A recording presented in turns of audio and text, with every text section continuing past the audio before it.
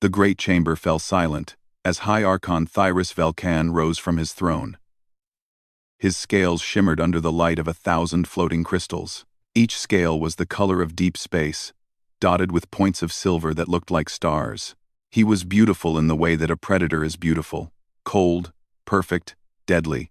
Around him, the ambassadors of 47 species watched and waited. They came from every corner of the galaxy. Some had bodies made of living stone. Others floated in tanks of strange liquid.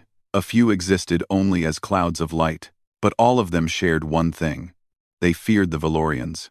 For 12,000 years, the Valorian hegemony had ruled the galaxy.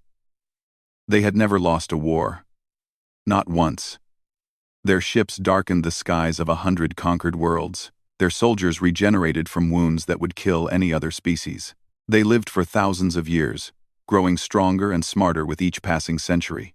And now, they had turned their attention to the newest species in the galaxy, the humans.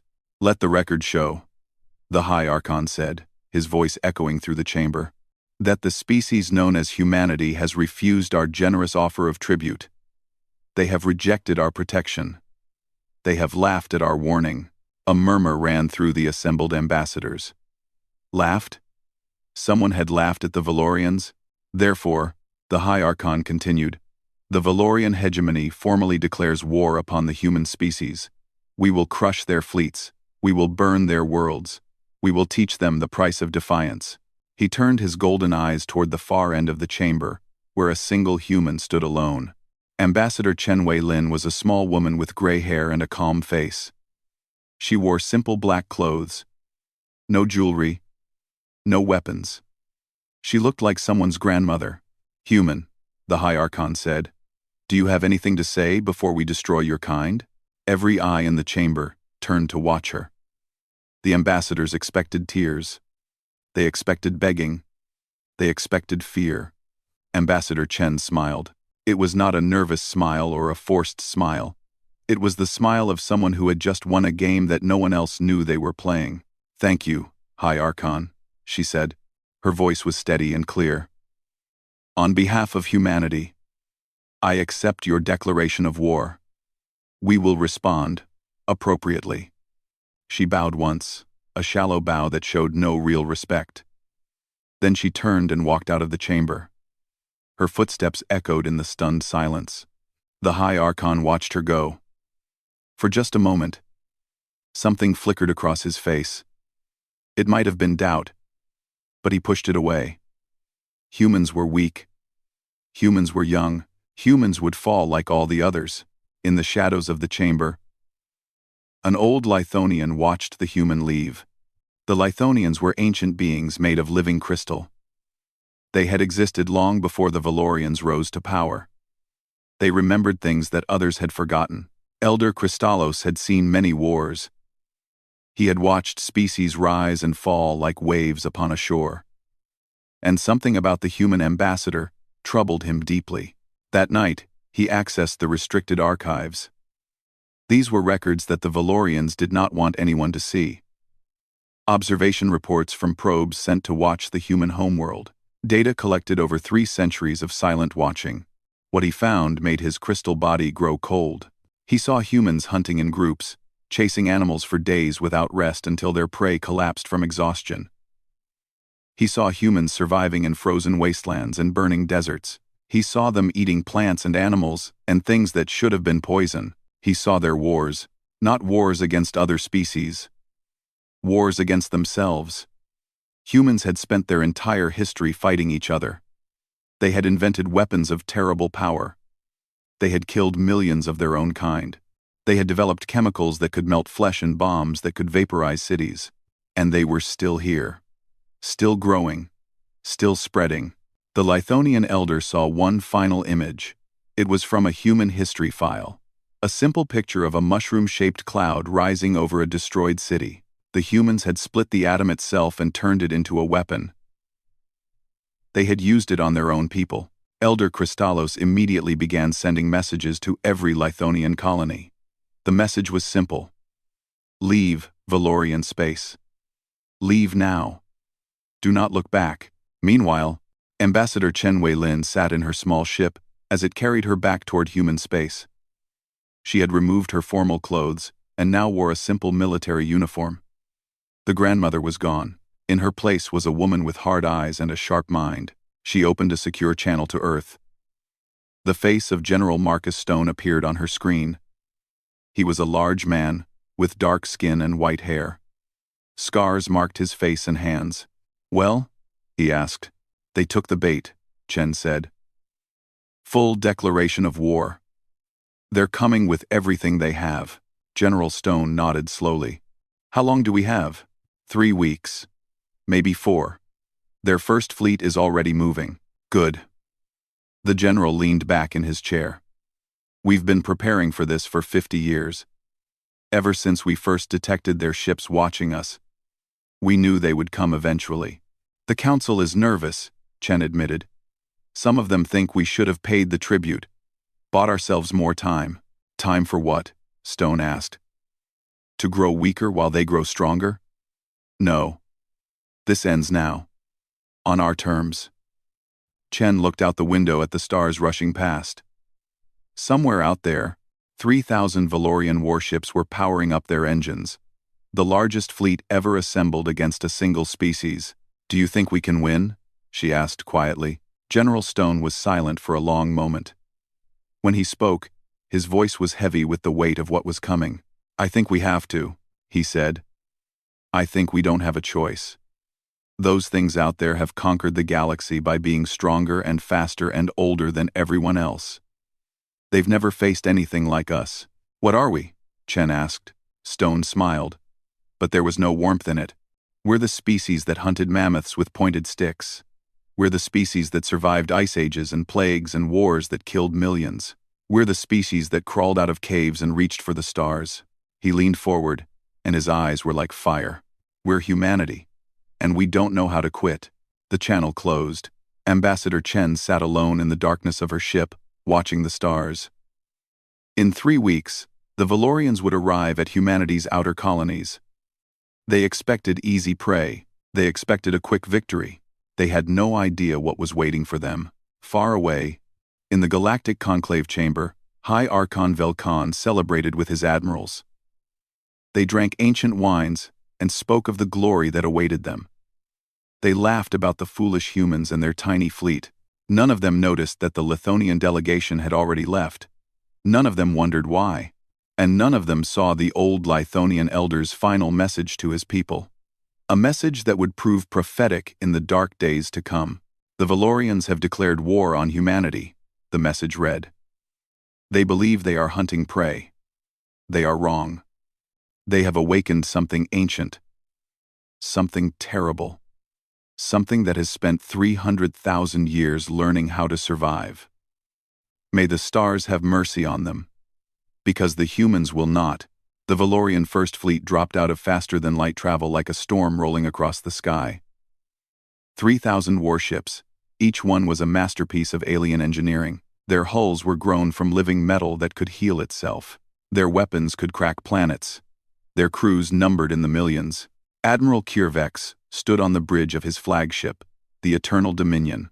He was old even by Valorian standards. He had commanded fleets for 6,000 years.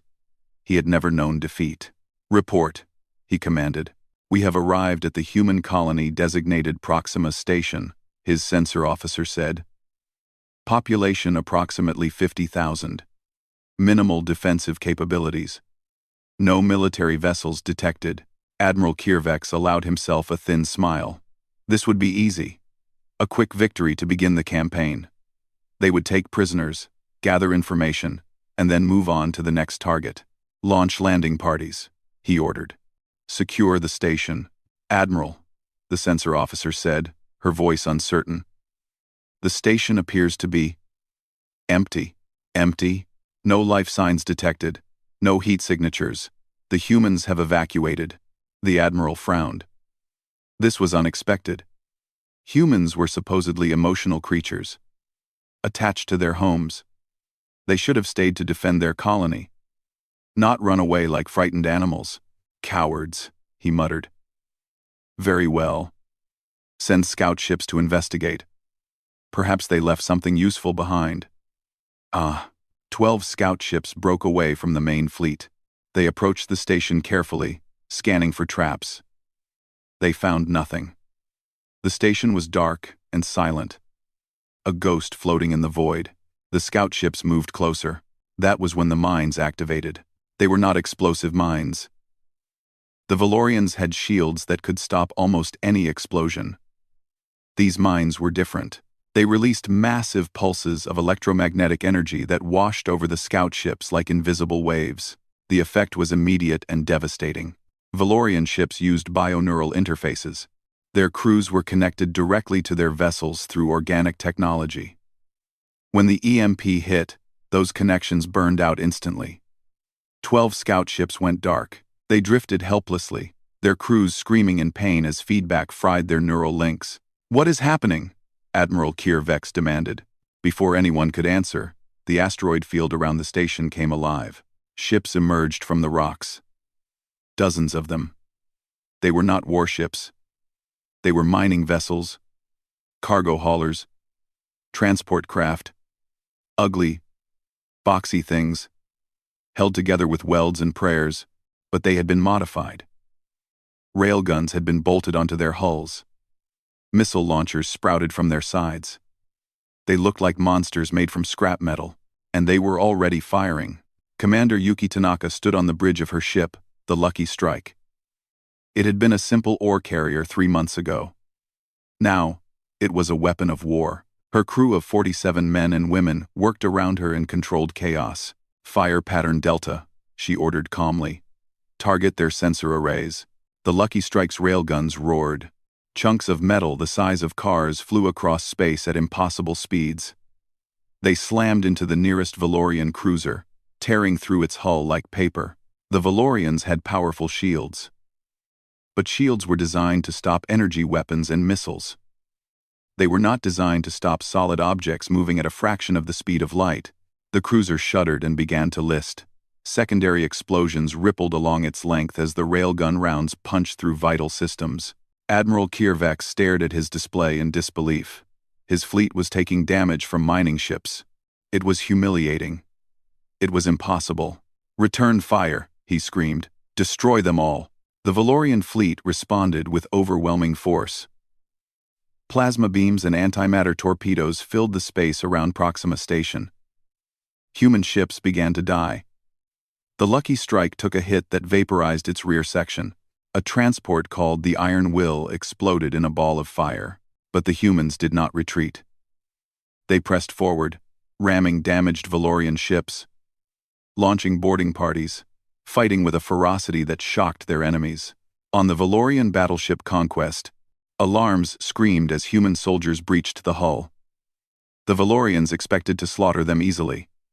Humans were soft, fragile, weak. They were wrong. The human soldiers moved in perfect coordination. They used grenades that filled corridors with choking smoke.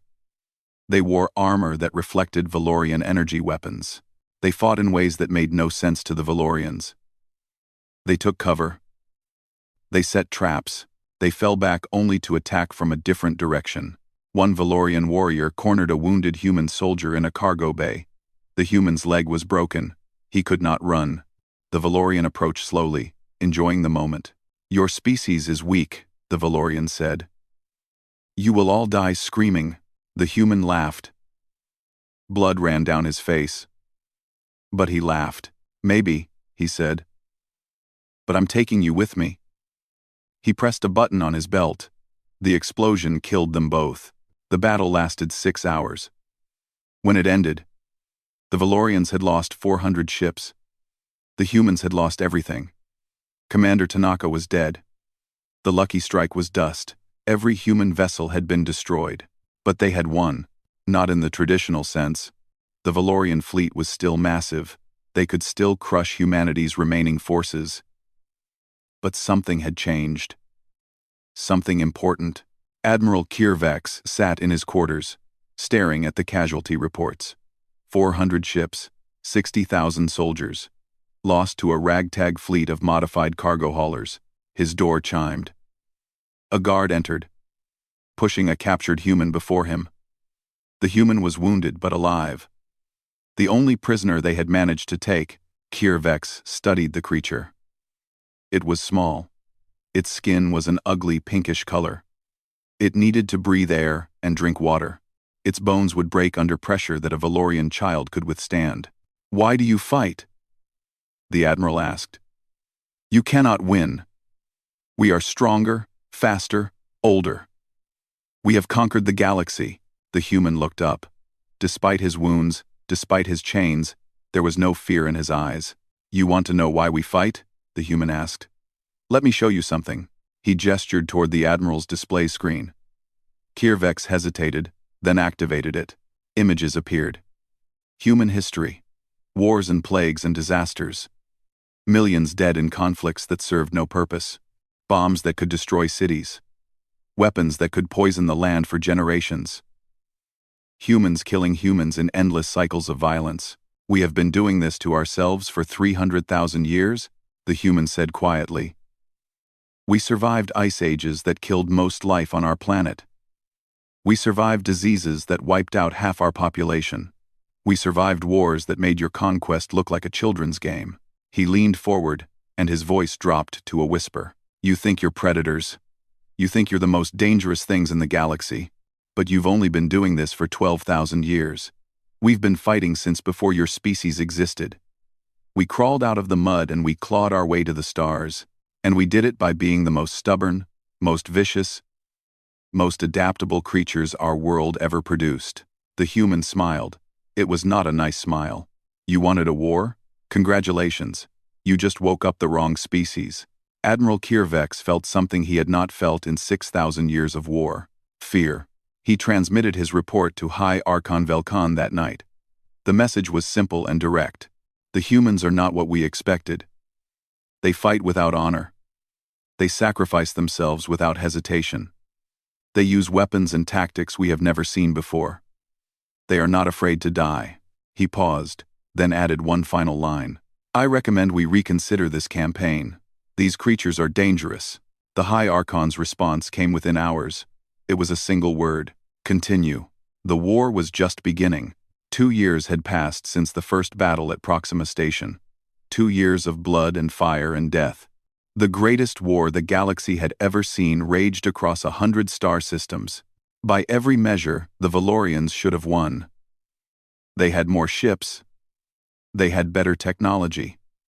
They had soldiers who could regrow lost limbs and live for thousands of years. They had ruled the galaxy for longer than humans had existed as a species. And yet they were losing. High Archon Velkan stood in his war room, staring at maps that made no sense. Red marks showed Valorian losses. There were too many red marks. Far too many. "Explain this to me," he said to his gathered commanders. His voice was quiet, which was worse than shouting. "Explain how an infant species with primitive technology is destroying our forces." No one wanted to answer. No one wanted to be the one to tell the High Archon the truth. Finally, an old female commander named Silvera stepped forward. She had fought humans on 6 different worlds. She had the scars to prove it. "The humans do not fight like any species we have encountered," she said. "They do not follow the rules of war. They do not behave rationally." "Explain," the High Archon commanded. "They do not sleep," Silvera said. "Not like we do. Our soldiers require hibernation cycles to regenerate. Humans create chemicals that keep them awake for days. They attack when our forces are weakest. They give themselves no rest." She pulled up a holographic display showing a recent battle. Here, the siege of Corax Prime. Our forces had surrounded the human position. We outnumbered them 20 to 1. Victory was certain. We entered hibernation cycle. The display showed what happened next. In the dead of night, the humans had crawled through mud and rocks for 12 hours to reach the Valorian camp. They attacked with knives and clubs, killing hundreds before anyone could wake. "They walked for 12 hours without stopping," Silvera said. "Through terrain we considered impassable. Their feet were bleeding. Their bodies were failing. And they kept going. They kept fighting." Another commander spoke up. "It is worse than that. The humans form attachments to everything. We captured a group of human soldiers last month. Standard interrogation techniques were applied. And, the High Archon asked, they did not break. Even under extreme pain, they would not reveal information. They would rather die than betray their companions. The commander hesitated. But here is the strange part. One of our interrogators showed a human prisoner kindness. Small things. Extra food, medical treatment for his wounds. The human became attached to this interrogator. He began sharing information willingly. Not because he was tortured. Because he felt grateful. The room fell silent. The concept was alien to them. Valorians did not form bonds with enemies. The idea was ridiculous. There is more, Silvera continued. The humans can eat almost anything. We have tried to starve them out of fortified positions. They eat plants we consider poisonous. They eat animals we consider disgusting. They even eat each other when desperate enough. They simply will not die. She showed another image. A human colony on a frozen world with temperatures that would kill a Valorian in minutes. They adapted to this climate in 3 generations. 3 generations. Evolution that should take millions of years. They wear the skins of dead animals. They burn things for warmth. They build shelters from ice itself. They thrive in conditions that would destroy any other species. High Archon Velkan absorbed this information in silence. Then he asked the question that had been burning in his mind for months. What are they? Silvera took a deep breath. They are persistence predators. On their homeworld, they hunted by chasing prey until it collapsed from exhaustion. They cannot run fast, but they can run far. They cannot fight well, but they can fight long. They are not the strongest or the fastest. They are simply the ones who never, ever stop. Far away, on Earth, General Marcus Stone addressed the United Nations War Council. The chamber was full of tired faces. 2 years of war had aged everyone. We are winning, Stone said. The words should have brought joy. They did not. But winning is not the same as finished. The Valorians still have massive reserves. They can still crush us if we make mistakes. A diplomat from the European Federation raised her hand. General, our people are exhausted. We have lost millions. How much longer can this go on? Stone activated a holographic display. It showed a human scientist working in a laboratory filled with strange equipment. This is why we will win, he said.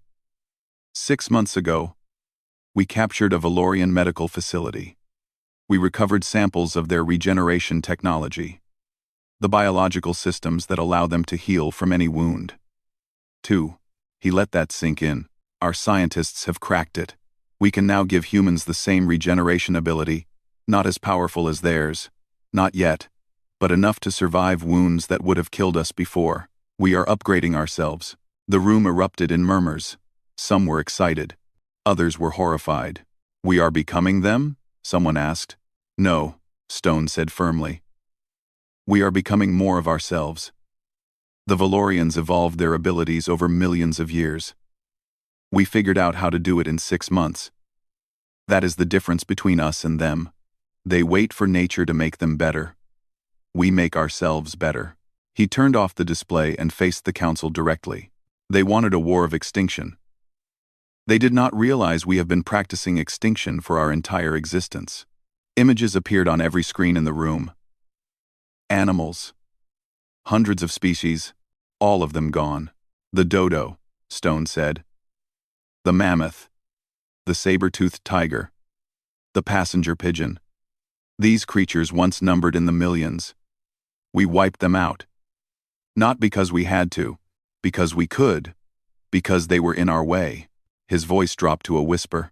We are very, very good at ending things. The Valorians are about to learn just how good.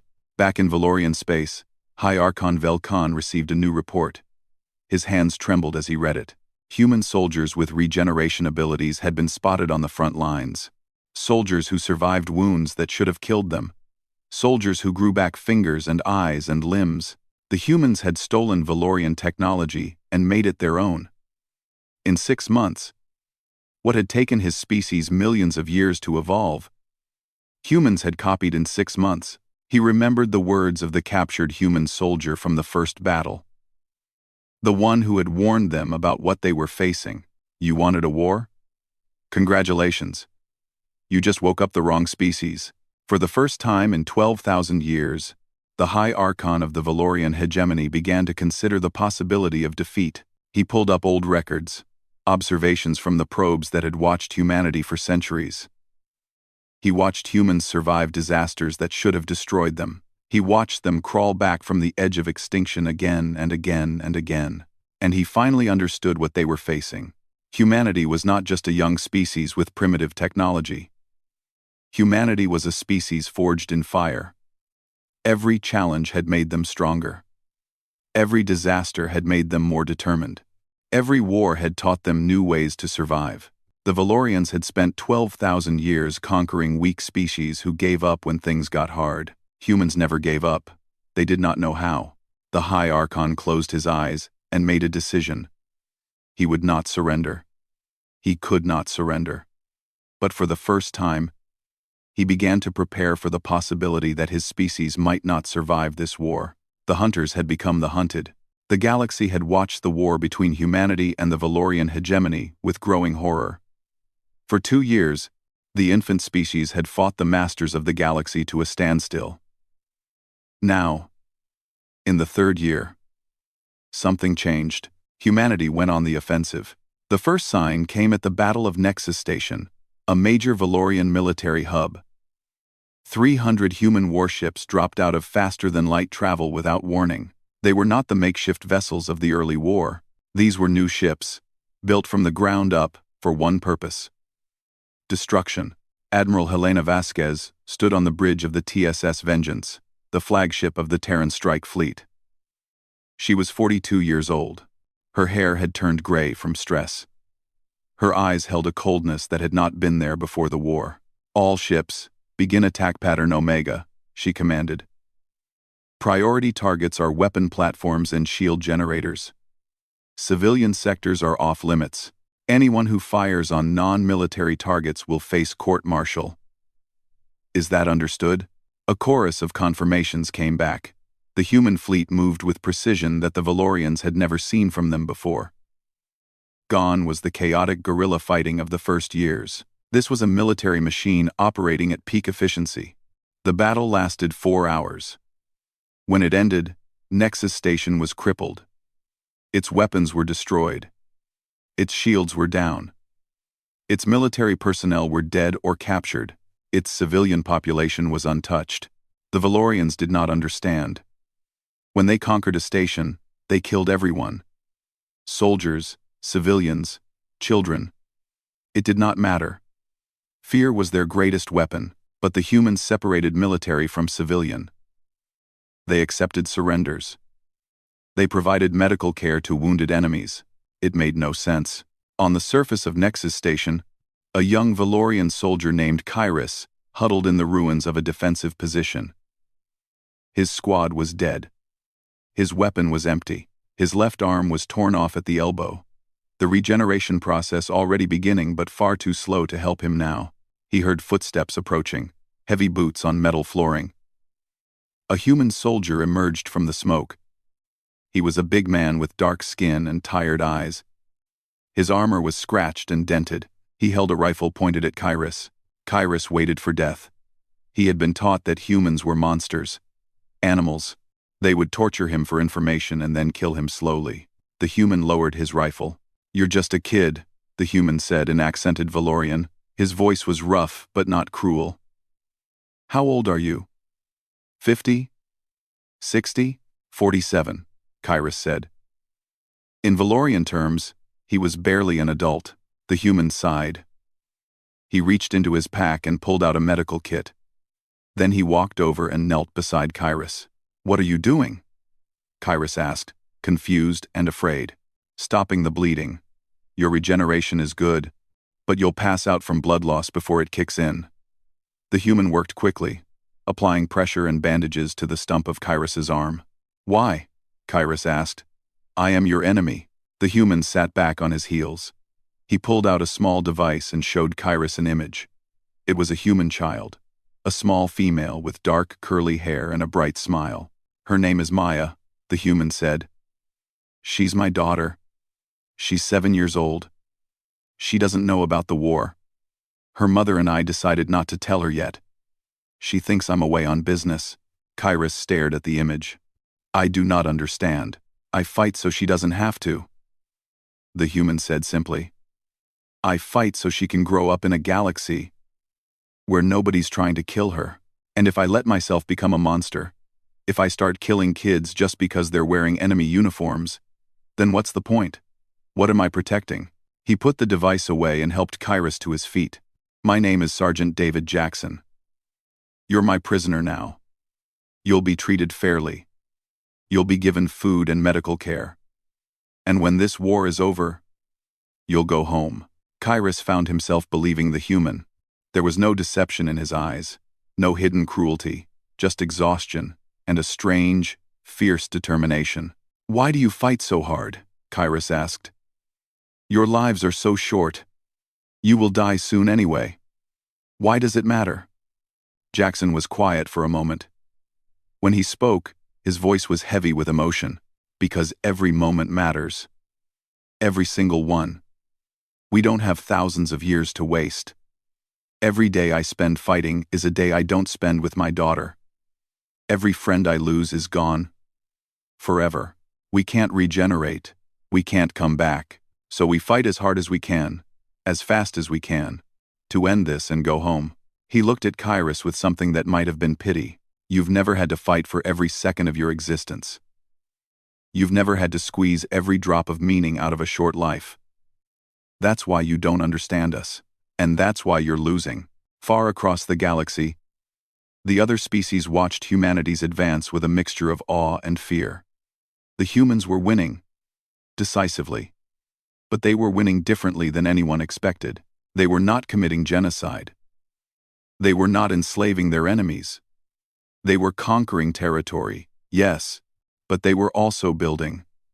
They were making alliances. Ambassador Chen Wei-Lin stood before the chorus, a hive-minded species that the Valorians had conquered 8,000 years ago. The chorus existed as millions of connected beings sharing one vast consciousness. "We offer you freedom," Chen said. "Not servitude under a new master. Freedom. True freedom. The ability to govern yourselves, trade with whom you choose, live as you wish." The chorus considered this. In 8,000 years of slavery, no one had ever offered them freedom. The Valorians had used them as workers and soldiers, disposable tools to be sacrificed without thought. "What do you want in return?" the chorus asked, speaking through 1,000 mouths at once. "Alliance, friendship, trade, the same things any two peoples can offer each other." Chen smiled. "We don't want to rule the galaxy. We just want to live in it, peacefully, if possible. But we'll fight if we have to," the chorus agreed. So did the Lithonians, who had fled Valorian space at the start of the war. So did the Mycelian Drift, a network of fungal beings who had hidden from the hegemony for millennia. One by one, the conquered species of the galaxy turned against their masters. Not because they feared humanity. Because humanity offered something the Valorians never had: hope. On Velkar Prime, the Valorian homeworld, High Archon Velkan watched his empire crumble. Systems that had been loyal for thousands of years declared independence. Fleets that had conquered worlds now struggled to hold defensive lines. "How?" he asked his remaining advisors. "How did this happen?" No one could answer him. The Valorians had always ruled through fear and strength. They had never considered that another way was possible. Admiral Vasquez's fleet entered Valorian home space on a Tuesday morning, Earth time. She gave the High Archon one chance to surrender. He refused. The Battle of Velkar Prime was the largest battle in galactic history. 10,000 ships on each side. Billions of soldiers. Weapons that could crack moons. It lasted 3 days. On the third day, High Archon Velkan sat alone in his throne room. The palace around him was burning. His guards were dead or fled. The sounds of human boots echoed in the corridors. The doors burst open. Admiral Vasquez walked in, flanked by a squad of human soldiers. She looked at the creature who had started this war, who had promised to exterminate her species. "It's over," she said. "Surrender." The High Archon laughed. It was a bitter, broken sound. "Just kill me," he said. "I know what comes next. I know what we would have done to you." "Do it." Vasquez shook her head. "That's not how we do things." "Why not?" "We would have shown no mercy." "I know." Vasquez holstered her weapon. "That's the difference between us. You only know how to destroy. We know how to build. And we know that killing you would just create martyrs. Would just plant seeds for the next war." She gestured to her soldiers. "High Archon Velkan, you are under arrest for crimes against humanity and crimes against the peoples of this galaxy. You will stand trial. You will have the opportunity to defend yourself, and then you will face justice." She turned to leave, then paused. "For what it's worth, I'm sorry it came to this. We didn't want a war, but we'll do what we have to do to protect our people. That's what you never understood about us. We're not fighting because we like it. We're fighting because we have to, because someone threatened our children, and that is something we will never, ever forgive." She walked out, leaving the broken emperor of a fallen empire alone with his thoughts. The war was over. Humanity had won. 2 years had passed since the fall of the Valorian hegemony. 2 years of peace. 2 years of rebuilding. 2 years that had changed the galaxy forever. The Galactic Conclave chamber looked different now. The throne where High Archon Velkan had once sat was gone, replaced by a circular table where representatives of every species sat as equals. No one stood above another. No one knelt. Ambassador Chen Wei-Lin, now High Chancellor of the Terran Alliance, took her seat at the table. She was older now. The war had left its marks on her face, lines of stress and grief that would never fade, but her eyes were still sharp, still fierce, still burning with that strange human fire. Around her sat the representatives of 100 species, the crystalline forms of the Lithonians, the shared consciousness of the chorus. Speaking through chosen representatives, the floating spore clouds of the mycelian drift. Even the Valorians were present, represented by a young female named Silvera, who had once fought against humanity and now worked to rebuild her shattered people. "This session of the Galactic Council is called to order," Chen announced. "Today we discuss the formal adoption of the Galactic Charter of Rights. This document will guarantee the basic dignity of all sentient beings in the galaxy. No more slavery, no more conquest, no more extinction of species." The representatives voted. One by one, they agreed. The charter passed unanimously. It was a small moment, a simple vote. But it represented something that had never existed in the history of the galaxy. A promise that the strong would not simply devour the weak, a commitment to something beyond survival. After the session, Chen walked through the gardens of the Conclave building. The gardens were new, planted by humans as a gift to the other species. Trees and flowers from Earth grew alongside alien plants in a strange and beautiful harmony. She was not alone. Elder Kristallos of the Lithonians walked beside her, his crystal body catching the light and throwing rainbows across the path.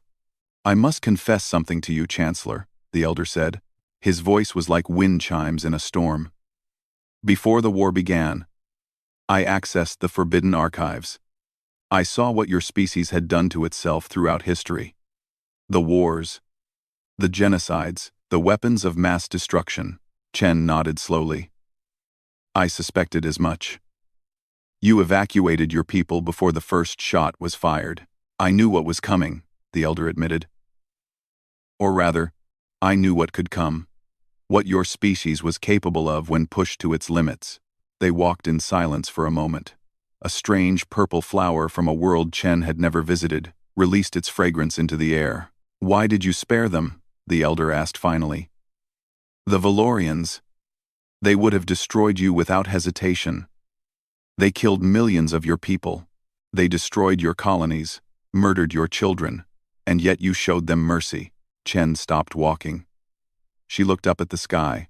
where unfamiliar stars shone down on an unfamiliar world. Because we have been the monster before, she said quietly. Humanity has committed atrocities that would shock even the Valorians. We have killed each other in numbers they cannot imagine. We have destroyed civilizations, erased cultures, driven species to extinction for nothing more than convenience or greed. She turned to face the ancient being. Her eyes held something old and terrible and sad. We know what it costs. We know what it does to the victors as well as the victims. We know that genocide does not end with the last death. It echoes through generations. It poisons everything it touches. The elder considered this. And yet you fought so fiercely. You were willing to do anything to survive. Yes, Chen agreed. We were. And that is the paradox of humanity. We will do terrible things to protect what we love. But we also remember those terrible things. We carry them with us. And we try, however imperfectly, to be better. She began walking again. The elder followed. The Valorians ruled through fear for 12,000 years, Chen continued. They thought that was the only way. Dominate or be dominated, kill or be killed. But we have learned, through painful experience, that there is another way. Not easy. Not perfect. But possible. And if it does not work, if the Valorians rebuild and try again? Chen smiled. It was a tired smile, but genuine. Then we will stop them again. We don't want to be warriors, Elder Kristallos. We don't enjoy it. But we are very, very good at it. When we have to be. And that is something the galaxy should remember. Across the Conclave complex, in a simple room with simple furnishings, former High Archon Velkan sat alone. He had been tried for his crimes and found guilty. His sentence was not death, as he had expected. It was worse. He was to live. To watch his empire transformed. To see his people become equal partners in a galaxy they had once ruled. To witness everything he had believed in proven wrong. A human guard brought him his evening meal. The guard was young, barely more than a child by Valorian standards. He could not have been more than 25 Earth years old. You know, the guard said conversationally. My grandfather was killed in the first year of the war. Proxima Station. One of the first colonies you attacked. Velkan looked up. He expected hatred, anger, perhaps violence. The guard set down the food tray. I wanted to hate you, the guard continued. I really did. But my grandmother told me something before I shipped out.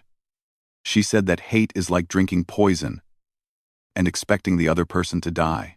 She said the best revenge against people who tried to destroy us is to build something better. He shrugged. I don't know if I believe that completely. But I'm trying. We're all trying. He left. Velkan sat alone with his food and his thoughts. Trying. The human word echoed in his mind. His people had never needed to try. They had simply dominated. Won.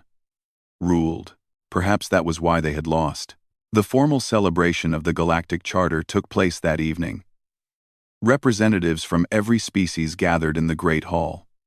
There was food and music, and something that felt almost like joy. Admiral Helena Vasquez stood apart from the crowd, watching. She had traded her uniform for civilian clothes, but she still carried herself like a soldier. Some habits were hard to break. Sergeant David Jackson found her near the window. He looked older than he had during the war. They all did. Admiral, he said. Just Helena now, she replied. I'm retiring. Going back to Earth. I want to see my family. Good. Jackson smiled. Maya is going to love having you home. Vasquez looked at him with surprise. How do you know about Maya? I was there when she was born. Served under your husband for 3 years. Jackson's smile faded slightly. He was a good man. I'm sorry. Jackson's smile. I'm sorry. Jackson's smile. I'm sorry. Vasquez nodded. Her husband had died in the 2nd year of the war. She still dreamed about him sometimes. What about you? She asked. What are you going to do now? Jackson held up a small device. The image of his daughter appeared, older now, missing 2 front teeth and grinning. Same as you. Go home. Watch my girl grow up.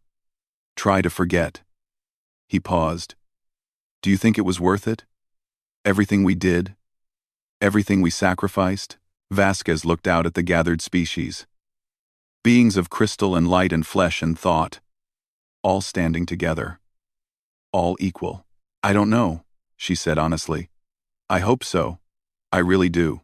The evening ended with a speech from Chancellor Chen. She spoke of hope and unity and the future. She spoke of the hard work ahead and the challenges they would face. And she spoke of what humanity had learned from this war. We came to the stars hoping to find wonders, she said. Instead, we found war. We found species who saw us as prey, as slaves, as things to be destroyed. And we faced a choice: become monsters to survive, or find another way. She paused, looking out at the assembled beings. We chose to fight, with everything we had, with every weapon we could create, with a fury that shocked even ourselves. But we also chose to remember what we were fighting for. Not conquest, not revenge, but the simple right to exist. The simple hope that our children might live in peace. Her voice softened. We are not perfect. We have done terrible things in our history. We will probably do terrible things again. But we are trying. Every day, we are trying to be better. That is all any species can do. She raised her glass. To the future, may it be brighter than the past. The gathered beings raised their own glasses. 100 species. 1,000 worlds. All united by a war they had survived. And a peace they hoped to build. Later that night, Chancellor Chen stood alone on a balcony overlooking the city. The stars shone down, unchanged by everything that had happened. The same stars that had watched humanity crawl out of caves now watched them take their place among the powers of the galaxy. Elder Kristallos approached one final time. The galaxy called you the deadliest species, he said. They were wrong. Chen turned to face him. Oh? You are not the deadliest. His ancient eyes glittered with something that might have been respect. You are the most human. And that, Chancellor, is far more terrifying. Chen considered this. Why terrifying? She asked. Because deadliness can be measured. Understood. Prepared for. But humanity. The elder shook his crystalline head. You are chaos. And order. Violence. And mercy. Destruction and creation. You will sacrifice everything for a stranger. You will move mountains for a child. You will burn worlds for an insult. And show kindness to defeated enemies. Arbai. He looked up at the stars. The galaxy has never seen anything like you. And it never will again. Whatever you become, whatever you build, it will be uniquely, terrifyingly human. Chen smiled. For the first time in years, it reached her eyes. I think, she said slowly, that might be the nicest thing anyone has ever said about us. She turned back to the stars. Somewhere out there, Earth spun in its ancient orbit. Her home, her people, the small blue world that had produced a species capable of surviving anything the universe could throw at it. We didn't ask for this, she said quietly. We didn't want to be warriors. We just wanted to explore the stars, to see what was out there, to not be alone. She took a deep breath. But when they came for us, we fought back. And we won. Not because we were stronger, or smarter, or better, but because we refused to give up, because we loved our children and our homes, and each other too much to surrender. The stars glittered in silent answer. That is what it means to be human, Chen Weilin said. We endure, we adapt, we survive. And somehow, against all odds, we find reasons to hope. The night was peaceful. The war was over. And humanity had taken its place among the stars. Not as conquerors, not as monsters, just as humans. And that was enough.